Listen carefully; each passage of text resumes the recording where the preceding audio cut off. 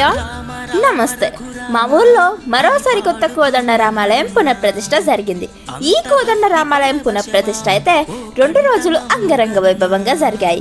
మొదటి రోజు గణేశుని హోమం, కలశ స్థాపన, మరిన్ని విశేష పూజలు, హోమాలు జరిగాయి.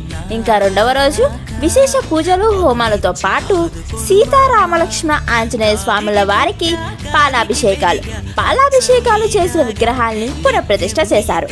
ఇంకా ప్రతిష్ఠ తదుపరి సీతారాముల కళ్యాణం జరిగింది. కళ్యాణం తర్వాత వేలాది మంది భక్తులకు అఖండ అన్న సమారాధన జరిగాయి. రీసెంట్ గానే ఒక వీడియో పోస్ట్ చేశాను, మా ఊళ్ళో వేరే రామాలయం పునఃప్రతిష్ఠ జరిగింది అని. ఒకవేళ మీరు కనుక ఆ వీడియో చూడకపోయింటే డిస్క్రిప్షన్ లో లింక్ ఇస్తాను, ఒకసారి వెళ్ళి చూసేయండి. అండ్ ఆ రామాలయం కానీ ఈ రామాలయం కానీ ఇవేమి కొత్తగా కట్టిన ఆలయాలు కాదు, పాత ఆలయాలే. కానీ ఆ ఆలయాలు శిథిలావస్థకు చేరాయి అని చెప్పేసి కొత్తగా ఆలయాలు కట్టి పునఃప్రతిష్ఠ చేశారనమాట.